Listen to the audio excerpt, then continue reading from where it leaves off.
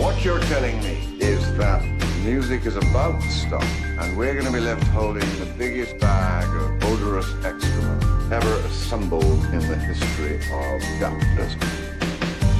1974, 1987, 92, 97, 2000, and whatever we want to call this. It's all just the same thing over and over. We can't help ourselves. I say when we sell. Hey, I say when we sell. All right, welcome back to The Last Trade. Happy New Year to everyone. We are now in 2025. For this week's episode, I'm joined by my co-hosts, Michael Tanguma and Brian Cubellis at Onramp, and our special guest, Tim Kotzman. Gentlemen, how are we doing? Very well. good. Happy New Year, boys. It's been a little while since we've ripped, so it feels good to be back.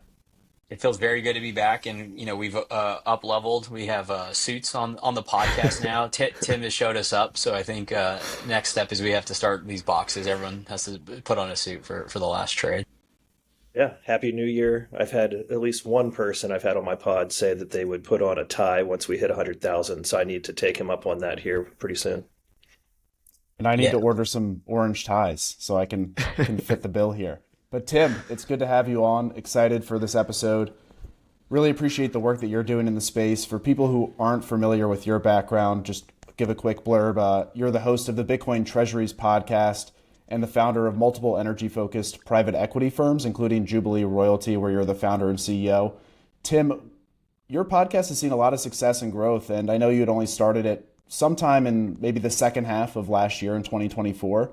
So could you just tell the audience a little bit more about yourself, the podcast that you're working on currently, and how you got into this space? Because I think it's a very interesting story that you have to share. Yeah, absolutely. It's been a wild ride because to start with the podcast, we really started it kind of accidentally in the beginning of October. And once we saw that, someone actually wanted to watch it, we just kept going. And to really see one company to, Microstrategy, and then see not just one company and then that's it, but one company a year, one company a quarter, maybe one company a month now, if not more, publicly announcing that they are looking to adopt a Bitcoin treasury strategy. Probably just good timing to have a show called the Bitcoin Treasuries podcast. My background is on the land acquisition side of oil and natural gas, which is a little bit of a misnomer because really my background is just going out and acquiring the right to develop through either a lease or a purchase agreement, the commodity, whether it's natural gas or oil. So think, Pittsburgh, Pennsylvania, Ohio, West Virginia, West Texas, New Mexico. I was on the deal side for a long time. When I moved to New York 5 years ago, started Jubilee in order to do the same deals, but just raise private capital, let the deals cash flow and sell those deals. And then along the way, specifically in January of 2021, one of my investors came alongside me and said, hey, there's this thing called Bitcoin. So 4 of our 5 closed-ended funds now are oil and gas related. One is a long-term buy and hold Bitcoin fund. Really excited to just go into 2025 focusing on covering the Bitcoin treasury space, Bitcoin overall, but specifically more on the corporate side. Appreciate that, Tim. And before we jump into the treasury side of the conversation, I'm curious just to hear a little bit more in 2021, when Bitcoin was introduced to you. Was it intuitive from the start of that conversation? And did that have something to do with the energy background, or was there something more that helped to contribute to your understanding of Bitcoin and the fundamentals and monetary properties that it exhibits? I think the background in commodities definitely helped, but I think I may have even done a disservice by saying like, oh, Bitcoin is like gold or like oil or a commodity. It was more so, I think, the combination of a personal relationship with someone that was a real person that spent a considerable amount of time with me one-on-one, through FaceTime calls, in person, actually sitting down and saying, hey, I've put the majority of my liquid net worth in Bitcoin, and here's what happened. I mean, just that. So, because I've always said I can only get so much conviction from watching a YouTube video. Um, so having that actual person, and that's why I've, really enjoyed meeting so many people in the space as often as I could, whether it was, you know, going to the Bloomberg office for an event or traveling to El Salvador and meeting Max and Stacy, or it's just like Bitcoin can be kind of hard to understand and grasp from a non-tangible standpoint. So for me, that relationship part of it was a big part of it. And then I think the other side of the coin that really helped was the fact of that there is a scarce asset. Like, yeah, there's technically oil and gas mineral rights underneath every acre of all the land in the world. But in specific pockets like West Texas or at Leonetti County, New Mexico, we were paying $5,000 an acre, and then 10 months later we were paying $50,000 an acre. I mean, it was the same rock, but it was de-risked, and I think that's some of what I'm excited to talk about today, and that I've been trying to follow and really have as informed of an opinion as we all can have without being extolling that we're experts. I don't think they're, the guys that know the most about Bitcoin will say, I'm not an expert. Yeah, But yeah. yeah, I think it's super fascinating and something we've seen for years now is individuals with backgrounds in the real world, effectively, whether you're building a business, you're an athlete, or you're in a commodity-based business, you have to deal with inputs and outputs and see inflation or see what assets come out of the earth and can be transferred into dollars. We saw this in Texas where I always remember the saying from a landman he referenced, good friend Griffin Havey said, it all clicked for me when I realized there was no such thing as stranded energy anymore. And you see this in the Middle East, right? We know that they're stacking. They didn't just stack to buy Bitcoin. They had to understand it deeply, and they started more than likely by mining first, right? And knowing that, this similar in Texas, you start mining, you transfer it directly to USD, and then you're realizing, wait, this thing goes up. Now I got to go dig deeper because I understand, commodities and energy-backed money. But while that's interesting because you're sitting in a suit in the middle of New York City, all around those buildings, and you're probably peer group or a large percentage still think of this as a trade, a speculative asset. And I think that's that difference when it becomes less, when it's ephemeral, it's academic in nature, it's hard to understand what's happening here. So just curious, like how you saw that tie for you, and then how your friends in other peer group are probably, tell me if I'm wrong, or still in that other camp of like, this thing is like, it's a number on a screen and I'm trading it similar to like, MicroStrategy and the options and all of it, but they're not looking at the underlying, which is the real kind of like disruption in our opinion. Yeah, I'm not sure if it's because Bitcoin doesn't have cash flow, but um, I've never been in an employee seat in corporate America, which I think is a huge advantage, but it's probably weird for a lot of people to hear. So I can only assume that in the same way that most people still think in a 60/40 portfolio sort of way, and maybe now we're in 2025, but it might be another 12 to 24 months before people, even like regular people, the everyday person on the streets, actually realizes that BlackRock is now saying like, oh, you should have 1 or 2% of your portfolio in Bitcoin. That probably still sounds radical to most people. So, And it takes a while to permeate, I think, to your point. Like, yeah, BlackRock came out and said that, however many weeks ago, but the average person is probably not even picking up on that. And you said something else earlier, which I think is often overlooked or underthought about, is like the social proof in terms of its effect and its impact on adoption, in the sense that, like, you could read all the information or watch a ton of YouTube videos, but like hearing it from, a close friend who's been in the space, who's, quote unquote made money on Bitcoin, just has a different cachet and a different ability to actually influence someone's opinion. And really all you're describing is like what it's often called as like, Bitcoin is a mind virus. That's all that is playing out, right? Like each new node or person on that playing field, groks it, tells friends, tells close confidants, colleagues, and then it just spreads. And part of that too is there's a time element to it too, right? Because if someone is in the trade for a month, that's a less credible social proof to their friends and family than if they've been stacking Bitcoin for 5 years and seen like incredible appreciation as, you know, this savings technology as opposed to a trade. So it's not only just like this web of trust that's ever growing, but there's also a timing component to like how long that person has been in and do they actually have credibility in what they're saying. Absolutely. You kind of took the words right out of my mouth with, I was just thinking, yeah, the social proof could take some time depending on where in the cycle or where in the price someone came in at. If you buy quote unquote the top, you know, maybe you're waiting 2 or 3 or 4 years. Right. Your social proof is negative for a little bit. But that should actually be a positive insofar as this is not something to get in and out of. It's Right. something to hold. And when I've had people reach out to me over the last several years, when should I buy it? How much should I buy? Well, you know, I would really love if you studied it, made your own decision, and then whatever amount that you would like to hold for at least 4 or 5 or 10 years is probably the amount that you should buy. Which is amazing for the opportunity because it's still non-consensus.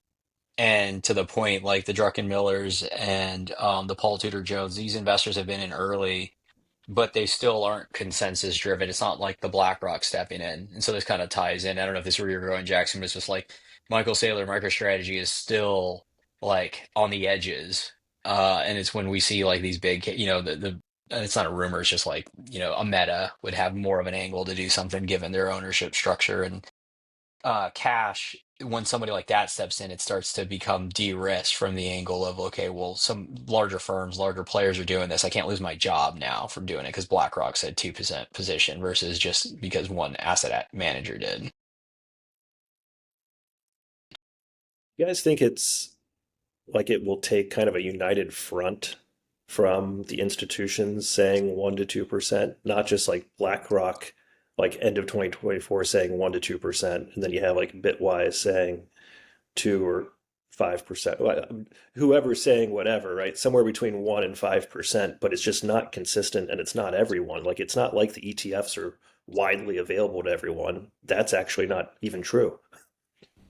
I think a big piece of that is, I think a big piece of that is getting Bitcoin into indexing. And so Brian and I have spoken about this at some point on the show before, but the idea that once active managers have to compete against an index that has Bitcoin as part of that portfolio composition, and if they're actively not allocating to Bitcoin or they're under allocating to Bitcoin relative to the index, and that's causing underperformance, I think that'll be a very tough conversation for fund managers to have, and that'll be a flywheel effect where they'll effectively have to allocate to Bitcoin to at least maintain that target allocation or exposure to the index to not underperform. Then, of course, you could, if you're an active manager and you're looking to time the markets, maybe you could underallocate to Bitcoin relative to the index if you're anticipating a bear market or some sort of catalyst in the industry that could be negative for the price. But I think over the long term, just what we see is that the price goes up and to the right. And so if you're terminally or over the long term, you're underallocated to Bitcoin relative to an index, that's going to cause underperformance over the longer term, which if people are paying you money for, they're not going to be happy about that. I don't know, Tim, if I mean, you the have key some part more is thoughts it shows up on the screen, right? Whether it's like an attribution report on a quarterly basis or even a monthly basis over time. And maybe the first flavor of this we get is MSTR being in the NASDAQ. Like that starts to show up as if you have no exposure there, then that's a key detractor on your monthly attribution report is that you actually have an underweight relative to the index there. But yeah, Tim, would love your thoughts on that. Yeah, I think an announcement or a analyst note about allocation isn't getting it done. It's got to be something that everybody can see on the screen that they're falling behind. There has to be a consequence. It can't, like, okay, I saw a billboard, great. maybe I'll go to McDonald's. But like once there's something to lose. And I think that's what MicroStrategy and Semler and the follow-ons are what you'll start to see. And that's why I do think, just as a starting point, to be clear, that you will see 10% of public companies adopt Bitcoin as a treasury reserve asset. Um, that's what I'm saying right now. I think that could happen in the next 12 to 24 months, which might sound radical, but it's gradually, then all of a sudden with anything that you're doing in life. Yeah, I think you can't like underscore the mimetic nature of like the price, this whole notion of just the number going up. Now that investors, BlackRock, people hear about it, now they start to demand it from whoever's managing their assets. But the other aspect of this was this that came up. I think we sent it to you late when you were at Sailor's party, which we appreciate you responding to when you were there. Maybe we'll hear about that from you, Tim. But it's this calculation from the top and bottom funds in 2024, and it's like once you start meaning the fact that these asset allocators, where you're paying, anywhere between what 50 to 200 bips to manage a portfolio and to underperform just holding spot Bitcoin, whether it's in an ETF or just holding the underlying, people start to question, what am I doing here, and why am I not just taking the path of least resistance versus all of these convoluted constructs. We see this in the crypto world where you have a top basket of cryptocurrencies are market weighted. So I think this would be another aspect of that whole, just like establishing a standard from a baseline return. Yeah, I mean, maybe it's all of the fear, uncertainty, and doubt, and just the amount of regulatory risk. Because why would everyone not adopt Bitcoin in the first 15 years when it's like just the best performing asset of all time? Correct me if I'm wrong. Uh, yeah, Tim, I think one thing it tied into what you said earlier, just about the land, right? You mentioned acres out in West Texas going from 5,000 to 50,000, and that feels expensive, just as $100,000 Bitcoin feels expensive. But there's that idea that you mentioned of Bitcoin, or in your context, the land being de-risked. And I think what you just mentioned really ties into 2025 and going forward now is, yes, Bitcoin is at all-time highs. It feels expensive if you're backward looking at the price chart, but if you're not actually digging into the fundamentals, you're really missing the bigger picture here, right? Like why do you think, you don't have to answer this right now, but just like, why would 10% of the companies that you said publicly traded, you anticipate them adopting Bitcoin in the next 12 to 24 months? Why would that happen today or this year and not happen 5 years ago? And it's probably in part because there is a lot more regulatory clarity. It seems that you're going to have a administration coming into office in the United States that will not be adversarial to the industry. They'll actually want to help the industry grow and have the US be a leader globally as it relates to Bitcoin. And so I do think, even though Bitcoin feels expensive for someone looking at it, really it feels inexpensive if you weigh the risks and uncertainties that exist today compared to 5 or 10 years ago. They were far greater. It is worth calling out the custodial risk, though, because Brian eloquently put, until this notion of multiple institutions holding the underlying, you've always had a single point of failure, whether it's self-custody or third-party custodian. And so there is that background knowledge. While individuals may not fully understand Bitcoin, they do know that if they allocate, there is a world where they wake up and the next day the institution failed. That's what 15 years objectively have provided the market. So that kind of ties into your point, Tim, of like, A, yes, it's been the best performing asset, but B, you have that secondary part of like, well, it just shit keeps getting lost, whether it's I lose the private keys, and the tropes that are common is like the landfill in the UK or the exchange or North Koreans take it. Like it's just these two versions. So people are like, well, how can I really underwrite this in a material way? And so I do think that will still be a stigma because, again, if it comes to like a Berkshire or whatever and says, look, I want 10%. Well, now how do they do it credibly if they go and get the best people on their team to go figure it out? And they're like, well, it seems like Coinbase seems to be a problem here if we're going to put 10%. So that's really like part of the market structure when it comes to custody and taking that. And this is just a newer asset, so it has to be looked at in a new way. Yeah, absolutely. I think sooner than anyone can imagine, you'll be able to walk to the bank on the corner, you can go to Chase and buy Bitcoin.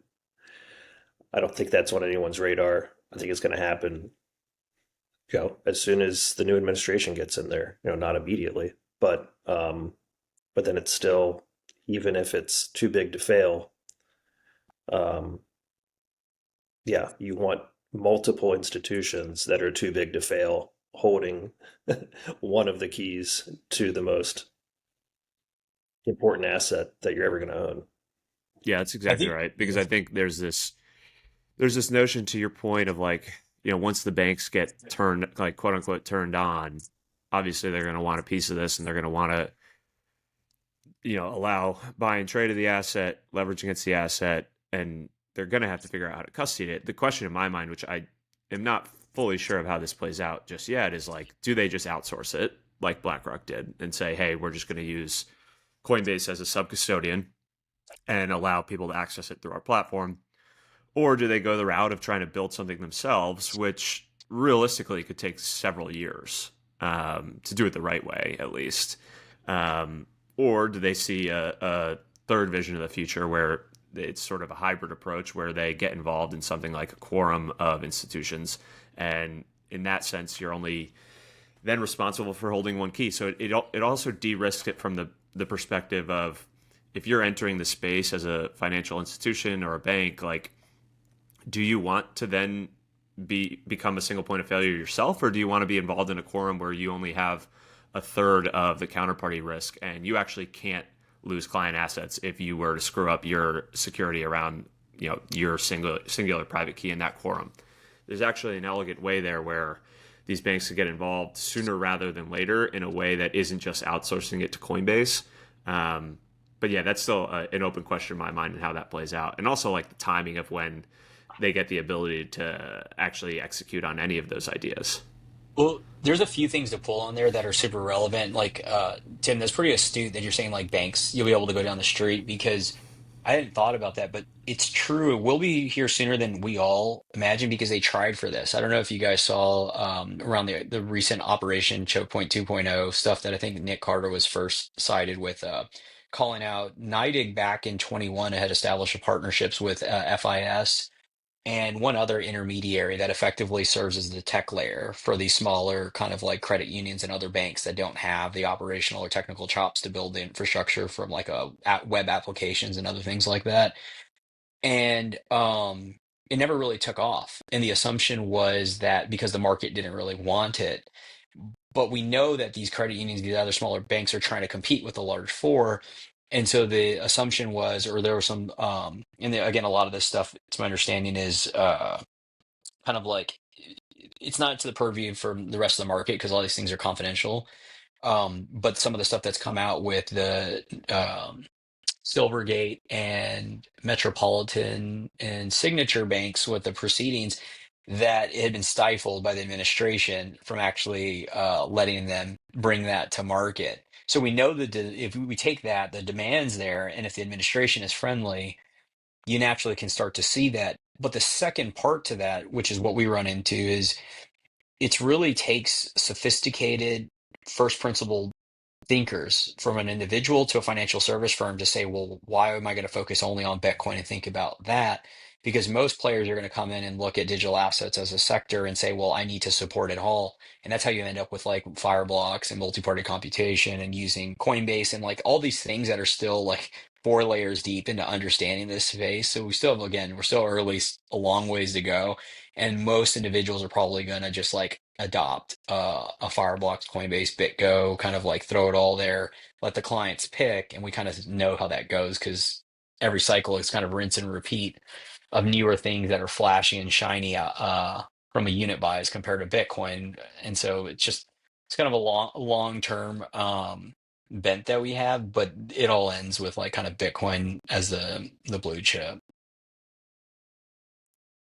Yeah, and I just remember there were several announcements that, I mean, they were public announcements of like Coinbase partnering with PNC Bank. And I would go into PNC Bank and say, "Oh, when are you guys gonna announce something?" "Oh, I have no," they're like, "We have no idea." on the retail level.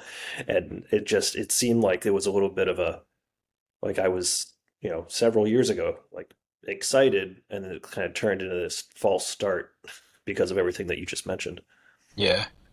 And from a consumer side, there's going to be more demand for Bitcoin going forward. I mean, it certainly has been in the past 4 or 5 years, as people need to have a vehicle or savings technology to preserve their wealth, right? I mean, none of us, I'll speak for myself at least, I don't use a savings account. I don't think I've ever had a savings account. My checking account that I try to hold as little amount of dollars as possible pays 0%. And so naturally people, especially millennials, Gen Z, if they're thinking about saving for the long term, they're looking for opportunities to actually preserve and grow that wealth for the long term. And Tim, I think it'd be great if traditional financial institutions do step in and recognize that Bitcoin has mass appeal already with these younger generations, and everyone will be able to win because people will be able to park some of their earnings into Bitcoin and grow that for the long term. And then these banks and other financial intermediaries will be incentivized to do so as well, because they want to go to where the puck is headed, right? And they want to make money from a new technology or new asset that is only having an exponential adoption curve. So I think it'll be really interesting to see what happens there, but I do feel a little bit uncertain as to what the timeline is and what those integrations look like for traditional finance. One other sort of corollary to what you just described, Jackson, is like, it's not just people waking up to the monetary realities of this asset, Bitcoin, and why it makes sense as a long-term savings tool, but it's also like the degradation or the erosion of like what has worked for the past 20 years. So whether that's just piling into SPY or other index funds and fixed income, like I think we all know pretty intuitively why it doesn't make sense to own fixed income going forward in a world where just the unsustainability of the debt is becoming ever more clear to the market, and mathematically that that principal paid back at the end of these bonds is just going to be worth way less and value way less. So in real terms, you're getting wrecked effectively. And then on the equity side, it's like, yeah, there's still going to be individual companies who are able to outpace inflation over the next 10, 20 years.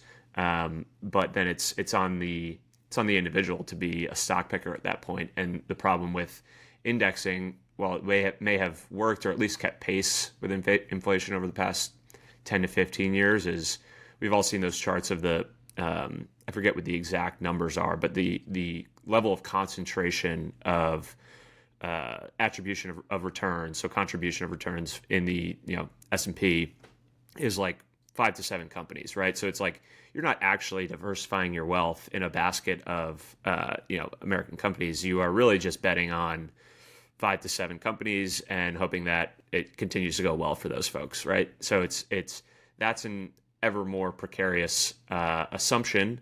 And then the other side of, if we just are thinking about a traditional 60-40, which insanely or amazingly is still, like, I would imagine, recommended at a lot of advisory firms in the TradFi world. Like, I don't think that they've come to terms or come to grips with the fact that may not work going forward. And so I think that's probably still standard practice to like have that sort of baseline of a portfolio, and you sort of flex that up or down based on risk appetite and probably the age of the investor, the underlying investor. But that's the other side of it, right, Jackson? It's not just the attractiveness and the de-risking of Bitcoin, the asset, but it's like the precarious nature of like, okay, well, what else are you going to do with it? How else are you going to preserve wealth for the next 20 years?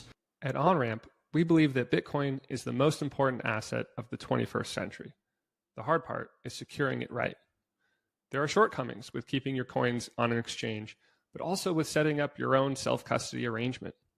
Onramp solves for these concerns. Our multi-institution custody solution maximizes security and minimizes counterparty risk, ensuring that your Bitcoin remains securely in your possession, and provides built-in inheritance planning to ensure your family is protected as well. Onramp provides peace of mind for your Bitcoin journey, whether for your whole stack or for part of it as a complement to your existing self-custody setup. For more information, check us out at onrampbitcoin.com. Yeah, for sure. And Tim, I'd be curious then to transition from the dynamics that exist for us as individuals into corporate treasuries then. How do these same themes, or maybe if you could explain first just how you think about managing a corporate treasury, and from the research that you've done and from the businesses that you've built? And then how do you see Bitcoin kind of fitting the bill there and playing a key role in corporate treasuries this year, next, and for the next decade? So the interesting thing, kind of putting aside the ideal custody solution, is that putting Bitcoin on your balance sheet, especially now that we're in 2025, you have fair value accounting.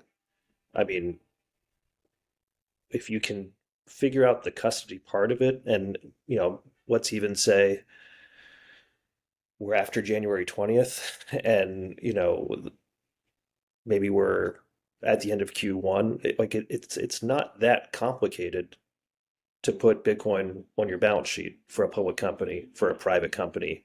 You can literally go to hope.com and download materials on how to do it. MicroStrategy has open sourced it.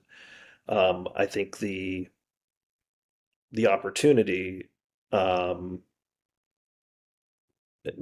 not the challenge, the opportunity is just for those companies to be able to communicate what they're doing effectively in the market. Just publicly telling the story of why they're doing it and so on. In the beginning of 2021, I started putting Bitcoin on the balance sheet of my holding company and my 3 operating companies, and I just bought Bitcoin in those entities. So I think that's the kind of the catch 22 is it too early, and then is it too late? I mean, we're right at that point with this new administration coming in.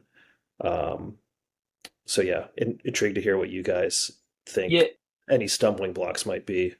Well, I think that ties into that is the math is the math, the value prop's the value prop. I think the thing that has historically been a problem, something that Leishman's identified. I don't know if I'm going to get this exact term, but it calls the authoritarian orange dictator at the firms. Somebody that has controlling. Think about your private firms; you're able to go and buy, no questions asked. When somebody has an individual thesis, it's one thing, but when they have to drive consensus at a board level or organization is when you kind of run into the buzzsaw, and then ultimately it's well, status quo, because you're not going to ape into a position. So now you're over 1%. It's the same thing we see with RIAs. Well, they believe in it, maybe all in.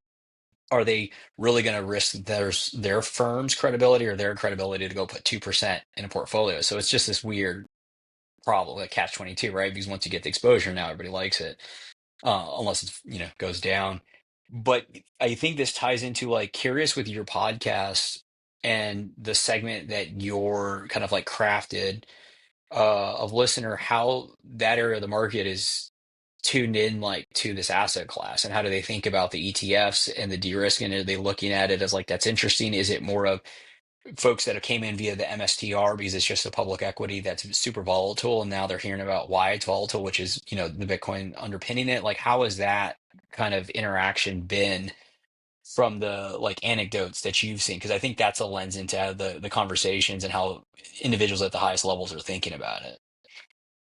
Yeah, even just to the True North live streams that we've done, the MSTR True North live streams, there's so much noise and people talking about that they're getting wrecked and they're leveraged and they're losing, they're now irresponsibly poor. And it's how are you going into 2025?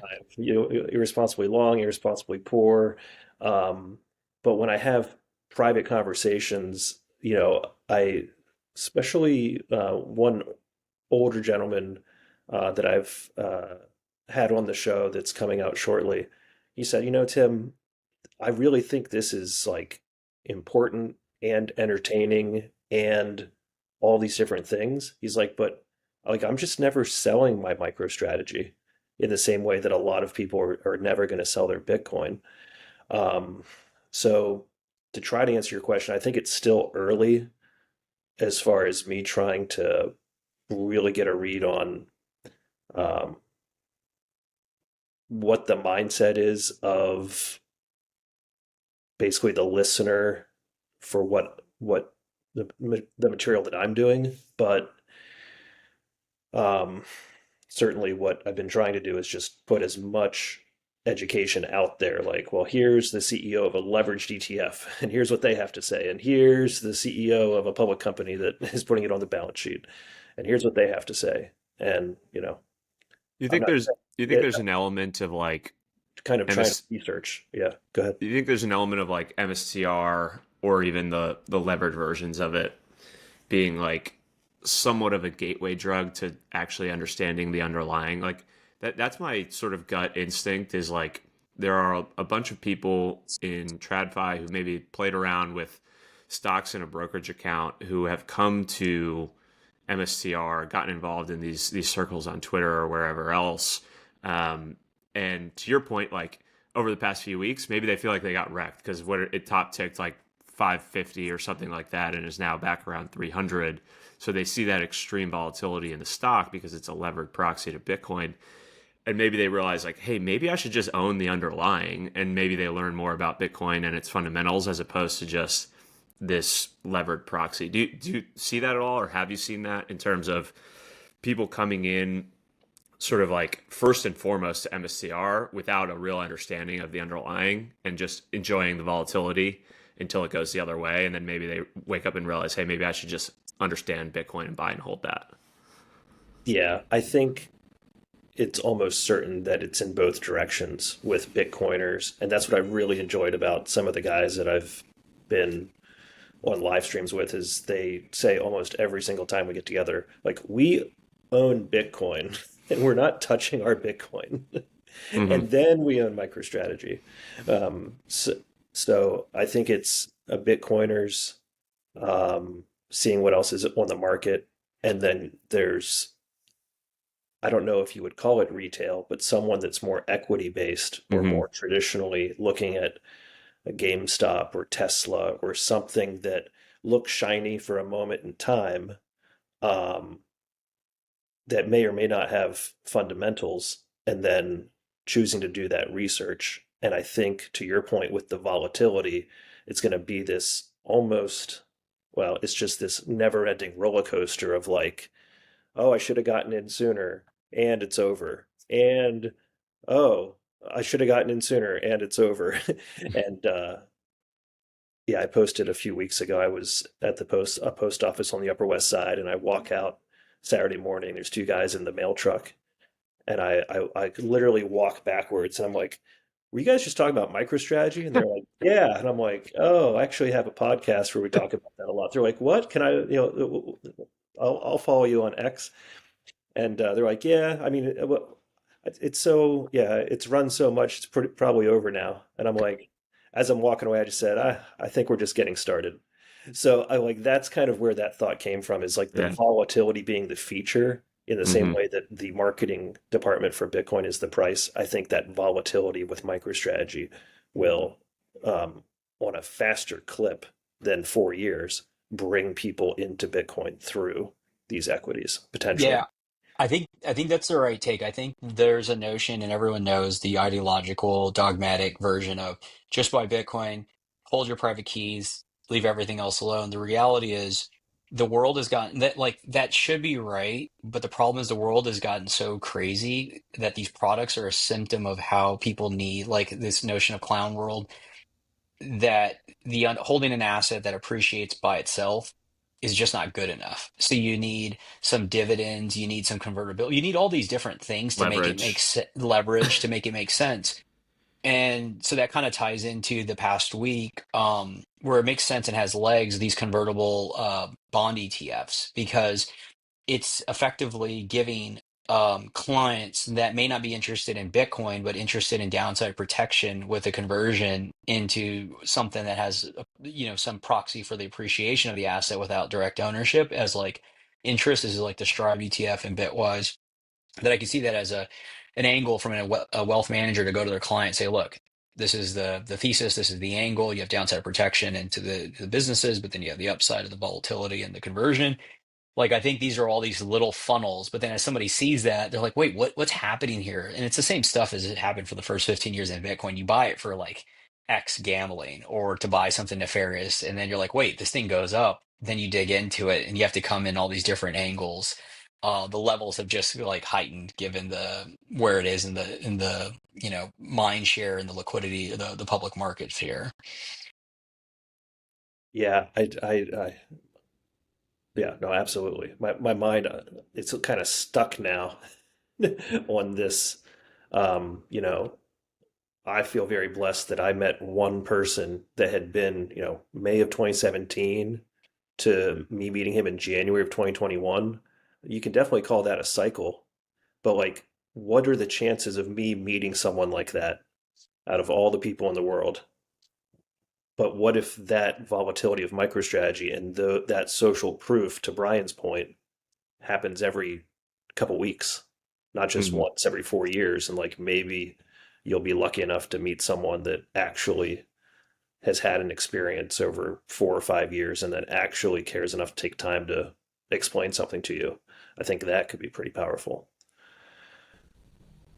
Tim, did you dig in at all to the announcements from Strive or Bitwise around these convert bond ETFs? Anything noteworthy to pull out of those? I didn't look through any of the details, but just generally, I think my assumption it would be like market cap weighted, so it'd probably be predominantly MSTR bonds in there, and then some of the smaller firms that have adopted Bitcoin treasury strategies and begun to issue convertible debt. But what's your take on those, and any takeaways from anything you've read or researched on them?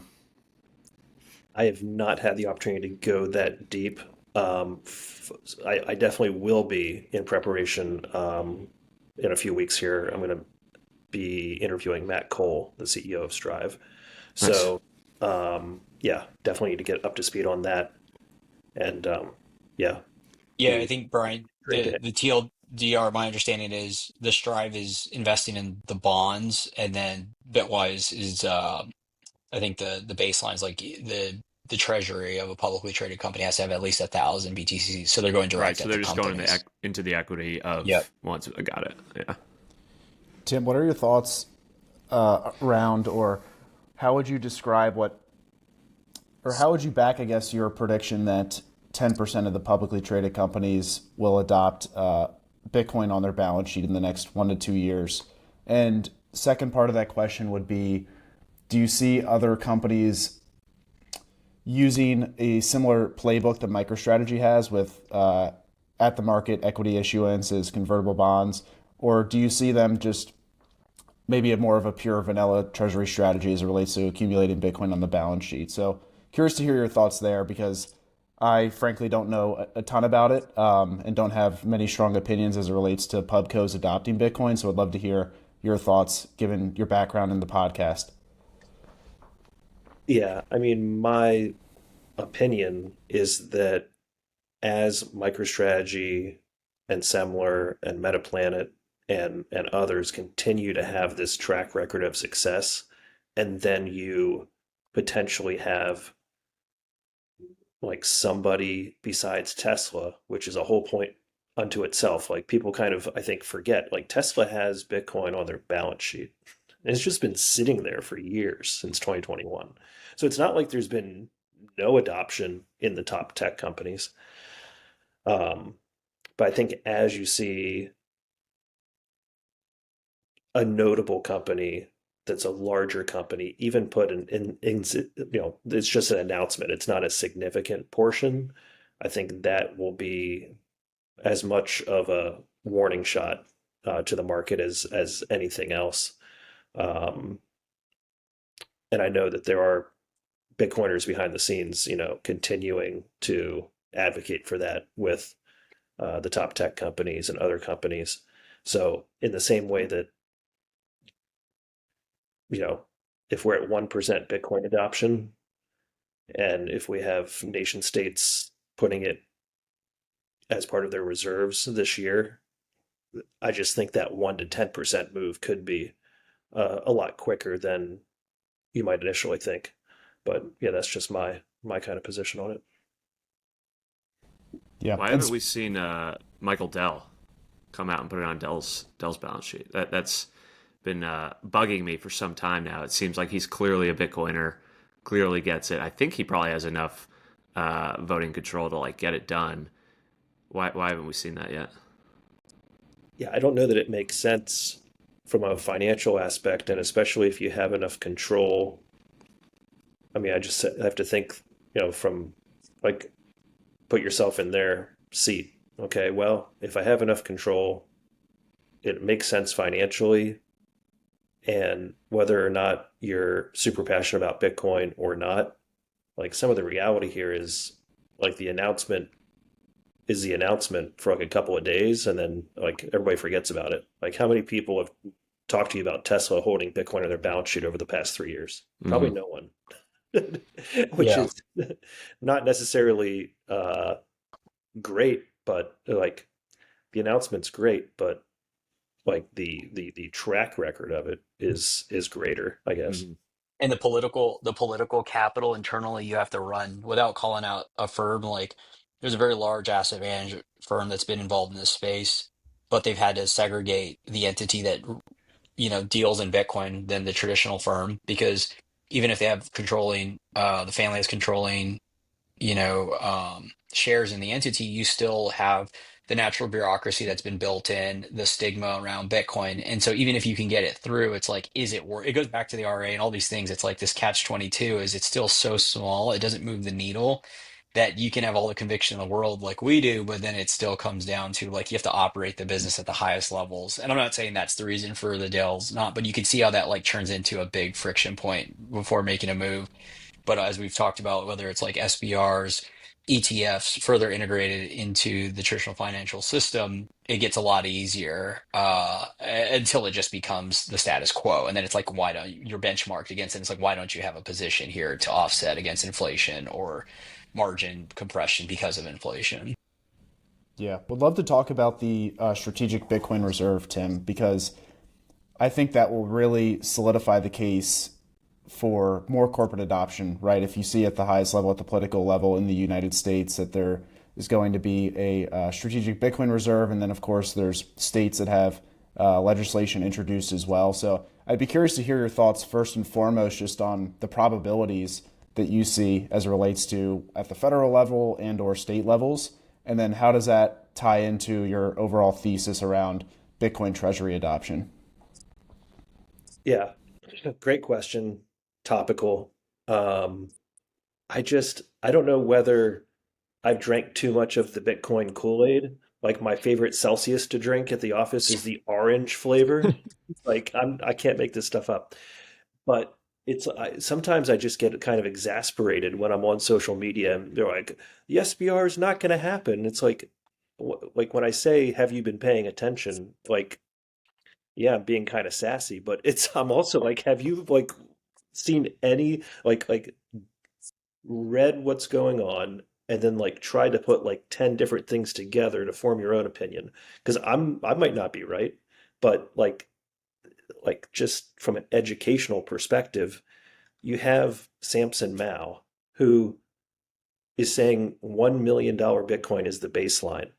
I mean, he's literally focused on nation state adoption. Is there anyone else in the space that they're like basically full-time job is nation state adoption? Like I think he's like that's what he's doing. And then you put together that Cantor Fitzgerald has come out and said, we are going to allow you to borrow against Bitcoin. We own a shitload of Bitcoin. Like those are direct quotes from Howard, right? You have Ross Stevens at NYDIG, and I think we might get into this even further later, but they're like, hey, we're going to loan against Bitcoin. And I'm sure there's several other announcements that I may have missed or that are forthcoming. You have like Michael Saylor, Fong Li, Sharish, like they all seem pretty excited and pretty confident in where this thing is going. You have all of the other publics. Um, you have Donald Trump himself, the incoming president, saying, number one, don't sell your Bitcoin. Number two, yes, we're going to do something like the strategic oil reserve. Well, okay. Could just be a political statement, but I don't think so because then you put layer on top of that, and that's what I'm talking about. Like maybe like actually go like all I'm trying to do is gather information and then put it together for my own opinion. If you look at the clip from one of the most recent Anthony Scaramucci interviews, like, we have the votes for the SBR. Like, actually, if Biden wouldn't have vetoed it, Saab 121 would have been repealed. So, like, I don't understand where the negativity is coming from. Is it because the price like went back under $100,000? Is it because MicroStrategy didn't go to $1,000 in 2024? Like, where is like if It you could just just be PTSD, man. yeah Like people like are just like yeah inherently negative and want to assume the worst. Yeah, people, because I mean, we talked about this in the circles that have been in Bitcoin for a while. Is there are a lot of people that have been loud about Bitcoin, both positive and negative. Mhm. Very short, very, very short Bitcoin. Like they just don't hold it anymore, right? Whether they were trading altcoins, whether they just have never been a believer. Like the notion that the U.S. government or any government could put this on a strategic reserve is so uh it boggles all thoughts of like I missed it, the trade's gone, it's gonna run away from me. It's like how can that happen? It's just it's like it's the old notion of why you want anyone to get a little bit of exposure because you can naturally look at it in a favorable direction versus to the point you're saying in a negative light. And I'm sure like everyone here on this pod there's every conversation, every hinting that this is going to happen. It's a geopolitical thing. There's a great report that's this is being released on Friday. That's coming out today, which is Thursday. That ties in from a geopolitical perspective why it makes complete sense and why the SBR is going to happen or some form of it. Um, so yeah, I mean, it's going to be an exciting 2025. And Yeah. also to Tim, to your point on like some of Trump's statements, I feel like there's been a handful of them over the past several months. And yeah, they could just be political posturing, but at the same time, once he's in, and if he backtracks on any of that or doesn't do anything, or it's perceived as if there's not going to be an SBR, that will impact the price. And he, according to sources close to him, is viewing Bitcoin, the price of Bitcoin, akin to how he views the price of the S&P. And so if he doesn't now act on some of these things that he's suggested, or and it's not just him obviously suggesting these things, but if he doesn't act on it or at least follow through with a portion of it, he's going to see that like the price is going to react to that. He's not going to like that. So he's going to, my base case is like, yeah, he's going to follow through on most of this because he wants to see the price go up because he's viewing that as basically a barometer for his success. Absolutely. I mean, what does he have left at this point besides legacy? Like, Yeah. there's okay, you want to make some money, you want to be recognized, and then you want to leave a legacy. I mean, that's literally like all of the levels of leadership. So whether you like the guy or not, I mean, you would think that's what he's playing for. And based on every historical detail you can pull up, yeah, like he's literally saying in private conversations, Bitcoin is the new oil, and he wants the S&P to go up. He talks and brags about the S&P going up during his last administration. So, yeah, we everybody wants the number to go up. It's going to go up anyways, and to the fact of if you can have a way to borrow against an asset and it's de-risked and allowed from a regulatory standpoint, um, that in and of itself, I think, is encouraging for the price because I don't know anyone that actively, unless they're a trader, like wants to actually sell their Bitcoin. And I find it hard to believe that traders or even whales are really selling huge amounts of their Bitcoin, unless they somehow think they can buy it back at a discount. Yeah, one thing that just came to mind, I was just kind of piecing this together as Tim, you were mentioning some of those points is if you actually look back to the California gold rush in the mid 1800s, I think it was like 1848. I published a piece about this like probably 18 months ago, but I'm just piecing together some of these things now. And so when those initial findings were in, I guess what is now like kind of Silicon Valley area, back in the mid 1800s, there was a lot of initial skepticism that there was gold in California, right? And that skepticism remained. The people started making a lot of money, discovering gold. People from other parts of the country were coming into California to extract or identify and extract gold from the earth. But there was actually a kind of a widespread disbelief of the American public until it was President Polk's statement. It was his State of the Union, I guess, later that year in December of maybe 1848. I have to look at the numbers again, but it's almost like similar here, where now that you have the incoming president of the United States posturing and signaling that there's going to be a Bitcoin strategic reserve, that's kind of like a President Polk moment in and of itself related to the California gold rush, right? Where now, if once Trump is in office here in about 2 or 3 weeks' time, and they move forward with the strategic Bitcoin reserve, that's really going to open a lot of people's eyes. Because even myself, I mean, I want to believe and I want to agree that it's going to happen, but naturally I'm a skeptic. I'm an adversarial thinker, right? I'm a Bitcoiner. I think somehow or some way we're going to get screwed over. But I feel like there's a lot of data and evidence and incentives. Most importantly, human beings are incentivized now to push forward with this. And I do think that this will be kind of similar to what we saw in the mid-1800s as it relates to the gold rush. Absolutely. Yeah, I think somebody brought up the gold rush recently, where it kind of does a little bit break down in the gold rush is like once it was done, a lot of the area was depleted and there wasn't a lot built. Like it was stuff built there and then it kind of like was gone. Where like this never ends. This is the gold rush that starts and then you continue to build services, the asset grows. It's still in its monetization phase. The point where I think people get screwed over and it's worth calling out is because we've talked about it a few times, is that the banks and everyone stepping in. I think State Street last week, it's been kind of known, but that like was publicly about building out their own custodial setup and some other financial products. Is the lending of the asset isn't just like uh, a de facto like it's going to work, i.e., you're going to lend against another financial instrument. You can manage the volatility. Something happens, you have bailouts. You have all these different like mechanisms to ensure that the lender or whoever's on the other side of the trade is made whole. What we historically have seen in Bitcoin, when you lend against the asset, the individuals that are naturally building those businesses come from traditional finance backgrounds, Wall Street. They ultimately have never seen that level of volatility before, and they also are not familiar with how the counterparty risk is measured and being naked. And so I do think that while institutions are going to come in, there's going to be a lot of tears and blood with that volatility. And so when you pick your counterparties, you're just going to want to dig deep in understanding the custody, how it's managed, the loan to values. Like we had a lot of experience previously in doing this in our previous firm, and there's a lot that goes into it. It's not complex, but if somebody comes in looking at it just like as you're familiar with MSTR and its volatility there, and you lend that asset out a few times, you may wake up and be off sides when the market, naturally course corrects. And basically everybody ends up with a zero there because the person that lent the Bitcoin and then you, because your counterparties can't, deliver the Bitcoin or the dollars. I couldn't have said it better. I had nothing to add. Tim, I'm curious then, so I feel like we touched on a lot of the topics that at least I wanted to cover today. I did see recently, but maybe you've been saying it for a while now, that you have a thesis of $1 million plus Bitcoin in 2025.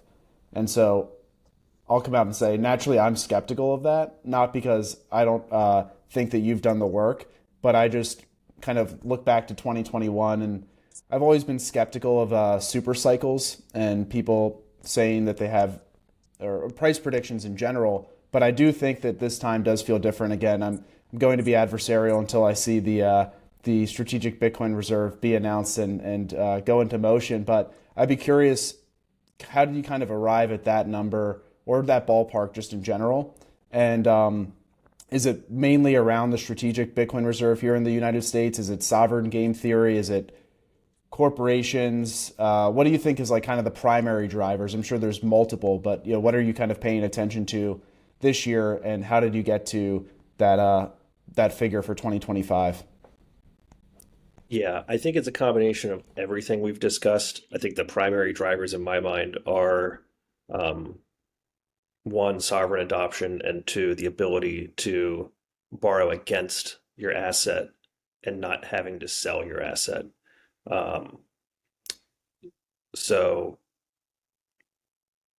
when you have sovereigns buying the asset in a defensive manner, on a defensive footing, I think that could be explosive.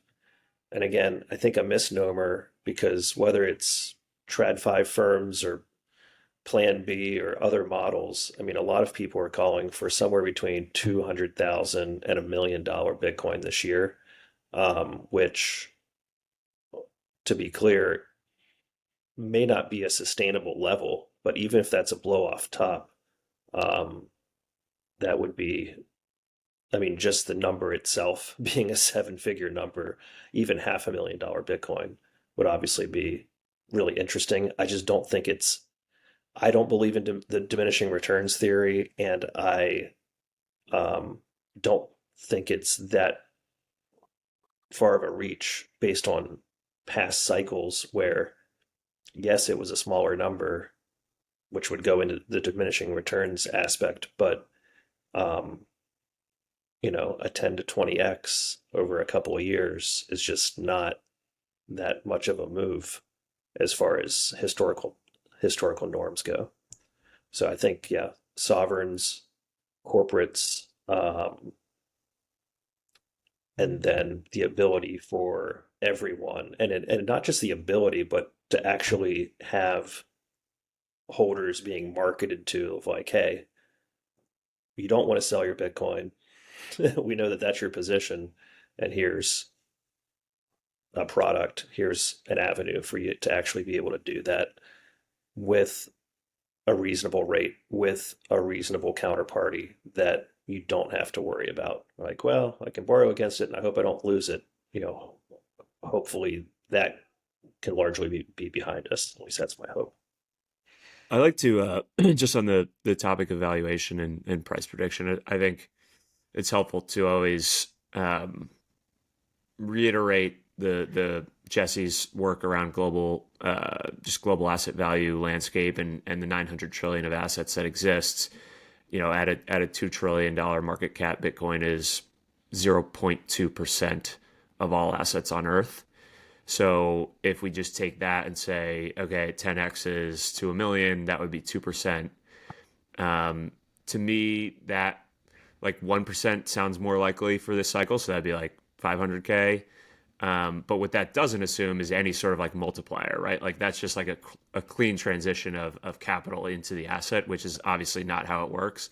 So that's how you could get to, some larger numbers, is just through any sort of multiplier effect of that capital flowing from all those other buckets into Bitcoin. So I think you're right, Tim, in that like the general range people have been talking about is anywhere from 200 to 1 million. And I feel like that's somewhat reasonable. It's all a matter of these various variables that we've discussed around continued adoption, continued sort of air cover from a geopolitical perspective for more corporations to get involved. And then what that ultimately does is it all flows down to the individual, right? Like if the individual normie sitting on the sidelines for the past 15 years sees the government buying Bitcoin, they're probably going to think they should have some. And all of the other adoption to this point hasn't gotten them over the edge of thinking that. But the government buying Bitcoin might be the thing that gets like the masses over the edge of being like, all right, fine, I should at least have some of this. So yeah, like it could be explosive if all of those things do occur. But like I said at the beginning, like I always just tie it back to the total numbers and like the landscape and what realistically we could achieve this cycle. 1% to 2% of global assets feels reasonable if governments around the world are buying it. Yeah, and to your point about 1% to 2%, let's rewind to last cycle where it was mostly, if not all, retail. I think we could say. There was no actual way to borrow against your Bitcoin without getting wrecked. I'll save that story, that personal story, for another time. And it was a very hostile, extremely hostile regulatory environment. And not just in the US. What about China, like banning Bitcoin mining? Like, what if you just wouldn't have had that and a few other tailwinds? Maybe you could have gotten to $100,000, $200,000 Bitcoin a couple years ago. Yeah, as a blow off top. And then what would we be sitting here talking about this time? Well, we'd probably be talking about like $2.5 million Bitcoin, but you don't see that number really anywhere. So like people think I'm being extreme or maybe not doing my research, but I think I'm being reasonable and conservative in the $1 million Bitcoin. Yeah, I mean, maybe this is a good. I don't know, Jackson is Stuart Thunder. We're in the new year. We have a few segments. One that we'll do this podcast is the single point of failure of the week. Just calling out where assets were lost or something was not aligned from like a market structure, whether it's an exchange, custodian, or individual like foot gunning themselves.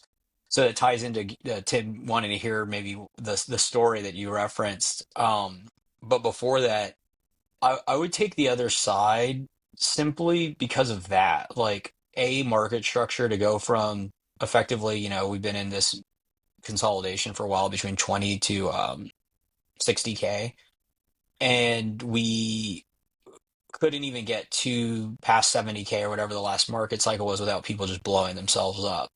So you have going from, again, let's call it 60, 20, whatever the number is, we went back to 17 to go to 1 million with like a lot of the things that are positive catalysts still need to be baked out and refined and not blown up to consume all that money.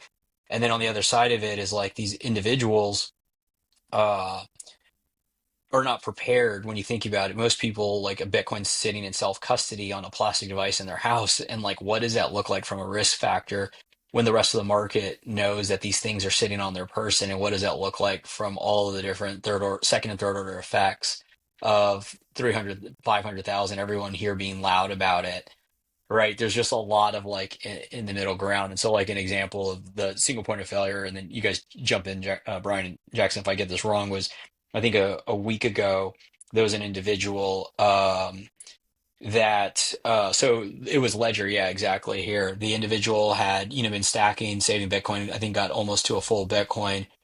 And, these devices, there's some made better than others. Some are the best in class, I would say, is probably a cold card. Cold card's trade-off, obviously, is you have to be somewhat technical. It doesn't take a lot of technical expertise, but it does if you're going to put a large percentage of your net worth in. Point being, with this individual, he was using a Ledger. Ledger is one of the worst, if not worst, devices to use. But I would say a disproportionate amount of the Bitcoin that's sitting in self-custody is in a Ledger simply because of how long they've been around and their brand and market penetration. They have a really bad user experience in the sense that the screen is obviously small and the address goes back and forth. But the real fundamental problem where this individual ran into it is he thought he had a seed phrase. He did not know where the seed phrase was. In the meantime, he's going to do some transition or move assets, and the pin on a ledger has 3 tries. And so after the second one, it gives you a warning. If you get the third pin wrong, it will null out the device. And so you have to effectively set up the device with the seed phrase. He forgot his pin because he hadn't used the device, as most people don't do. Went in and did the third thing, wiped it out. He thought he had the seed phrase somewhere. Comes to find out he doesn't also have the seed phrase, loses all of his Bitcoin. So those are just some call outs and thinking about redundancies, checks, and then also just when you think about any material wealth that you have in the space, you always want fault tolerance and redundancy built into it, meaning if something happens to one piece, you're still in the game.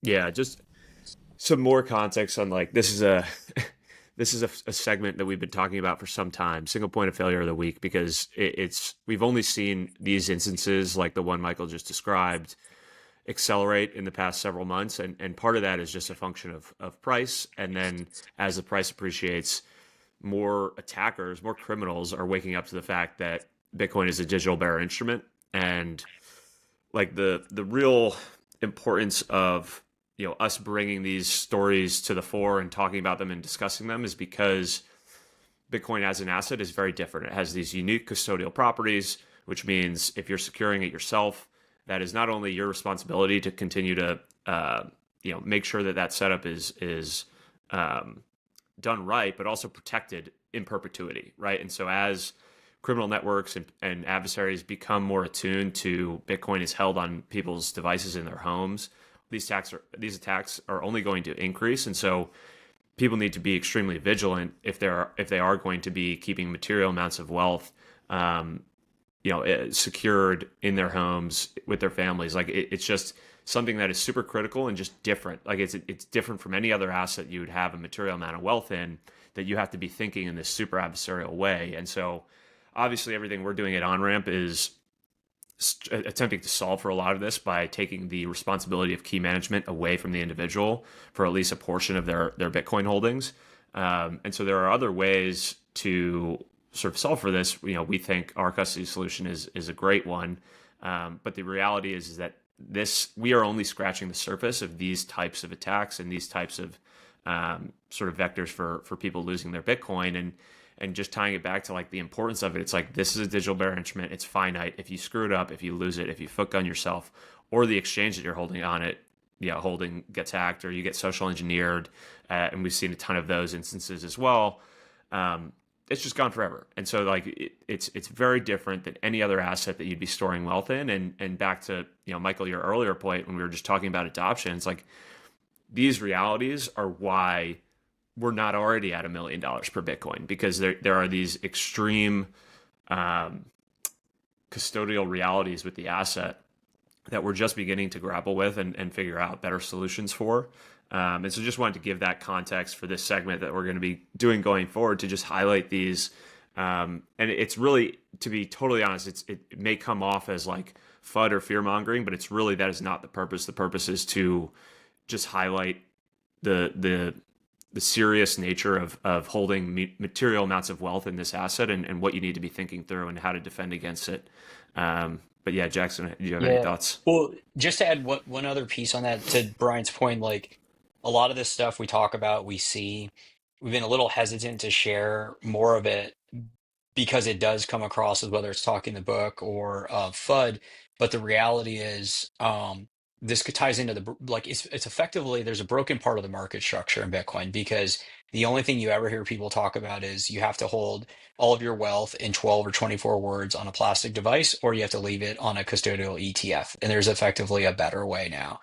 And what ultimately is going to happen, we know it's going to happen. We've seen this as the price appreciates, and we hear about it anecdotally, the attack vectors grow. And because we're just starting this segment out, we'll do a 2-4. I pulled this other one up because we have no shortage of these, like in our Slack channel, where this one was an influencer that was loud online about holding Bitcoin. And I guess they were chasing his wife. She passed away in a car accident because the bad actor was looking for, I guess, to kidnap her or whatever. But when I say there's a broken part of the market structure, it's because in no world can you take Jeff Bezos or Elon Musk's family member, them, and tell them to liquidate all of their shares or move all their houses or whatever assets that they hold and move them into the person's name. There's all of these different like measures in between that taking place, and then the perp getting found or the assets being moved. But in Bitcoin, in digital assets, that historically hasn't been the case. So if you take somebody or their family member or their house, it's that digital bearer asset. And so when we look at 15 years from now and the asset's millions of dollars, fully believe that we'll look back during this period and be like, oh, that was kind of strange that we just like held all of this on our person, or we left it with Coinbase. And it's just because the asset's been so small that we haven't had that market awareness yet. So we're kind of peering into the future. It's our view. And if we're wrong, then I just don't see how any other angle really comes about. Our view is any other angle. If the asset's millions of dollars, there needs to be other constructs that exist. And our job is to help and kind of like paint that picture and provide the products. And said another way is, we'll look back and say it was insane that we allowed a single point of failure to exist in our Bitcoin setup for our material amount of our wealth. And that is whether it's either side of the spectrum, self-custody, foot gun, being attacked in the real world, or you're holding it on a single entity, and something happens there where you end up with a zero. In both scenarios, you have a single point of failure. And so if you can work towards eliminating the single point of failure, you're de-risking ownership of the asset. Full stop. Going forward, you can feel better about it into the future. You can reduce your own personal attack surface in the real world and just feel more confident that you have redundancies and fault tolerance in place where you're not going to be out of the game because of a single point of failure. And so that's just to reiterate why we want to highlight this stuff.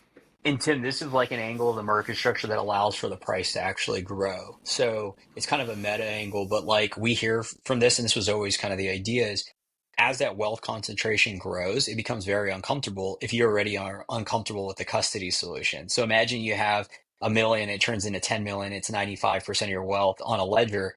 Well, it's natural human like psychology to say, let me clip off a little bit to go buy something else because if I lose it all, at least I don't have that. Like we hear this from clients of ours.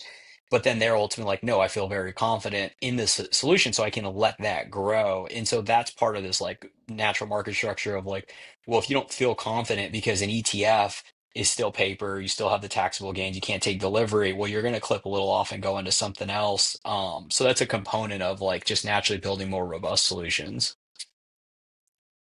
Yeah, I think we could probably have an entire pod just dedicated to this aspect of it and stories around it because part of what, like, I'm a curious person. I always want to learn and obviously continue to educate myself. So along the way, since 2021, I've attempted to buy Bitcoin on as many platforms as humanly possible. Sitting in the state of New York, some of those platforms were not available to me, and that probably saved me tens of thousands of dollars, if not multiples of that. But also just having that experience of like, if you buy a bunch of Bitcoin on Cash App and then you want to sell it and take it off, well, you can only pull so much out per day or per week.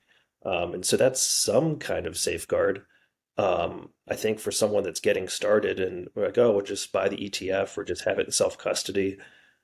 Okay, those are solutions. Just have it on Coinbase. I mean, I don't know anyone that is getting phone calls from scammers saying, trying to like basically get their login to their BlackRock or Fidelity account. But I was walking on the beach in Miami just a couple days ago, and I'm declining a call, and they're leaving a voicemail pretending to be Coinbase trying to steal my Bitcoin. So like, and like it literally happens to, I'm assuming, hundreds of thousands of people every single day. Like, why is that where we are? That's not okay. That's not where I want to be. I want to have some in self custody.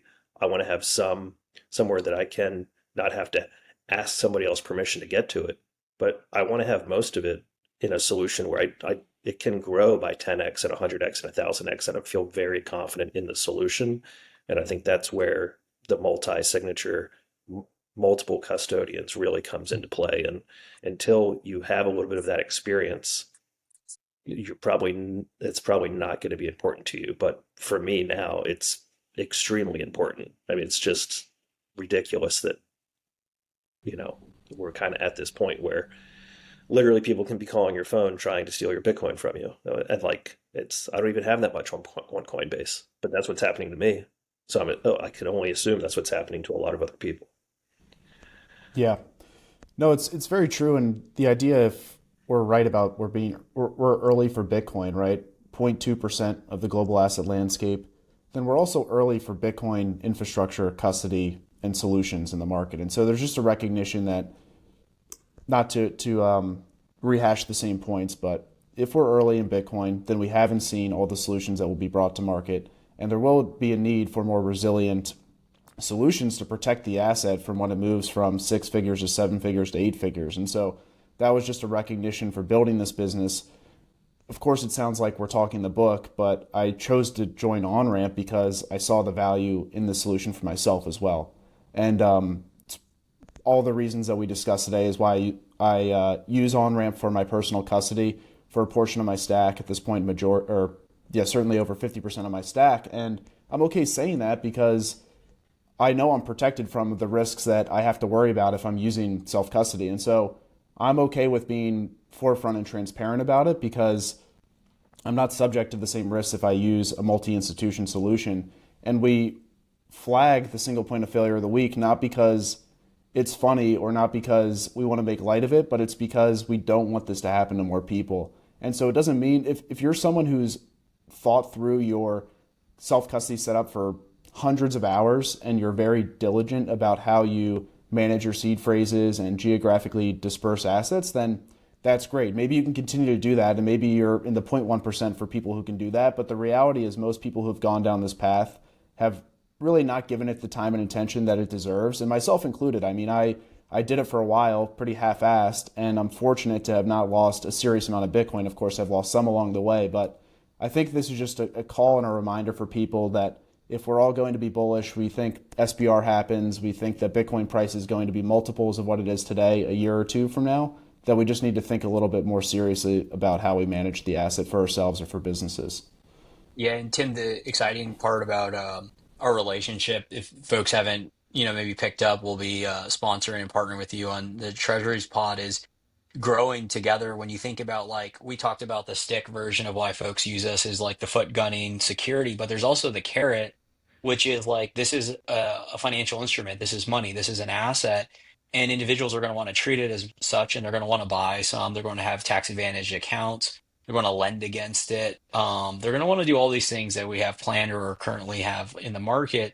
And so you just need a private bank to be able to do that, that you can trust, that understands the space. Because at the end of the day, like, ultimately, this is a innovative, disruptive asset. And if you take like a 2D version of it, i.e. how everything else has been done, you're pretty much on a long enough time horizon not going to be pleased with the results of your counterparty. That's just what 15 years has shown objectively. And so our approach is mixing that traditional finance, understanding, the capital markets, but then infusing that Bitcoin lens enough to keep everything honest. And an easy example of this is you generally want to work with a custodial partner or collaborative custody partner that can't unilaterally move the money or lose it. Like, that is a very like fundamental philosophical thing that's very simple, but you only see a few firms in the space do it, because it's ultimately them telling you, like, they at least understand enough that if anybody ever came to them, the worst they can do is not sign or lose a key, but they can't lose your assets. They're okay. And that's a different shift than traditional finance, holding the asset, net interest margin, and all the things that we've seen kind of fragment the underlying infrastructure. And if you go and park this digital bearer asset in that infrastructure, it's just a recipe for like heartache at a certain point on a long enough time horizon. At least that's our stance, and that's what we build towards.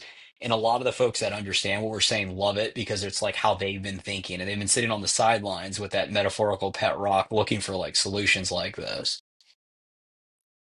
Yeah, I'd really invite people to learn more about these sorts of solutions. I think, without going into a long 5-minute detailed explanation, the fact that there is the ability for someone to have as part of their plan that it would require in-person verification in order to move the asset is huge. I mean, you talk about some of the wealthiest guys in the world. Yeah, like, there's no one person or one institution that you could just be like, hey, like, give it to me. Like, well, I literally can't.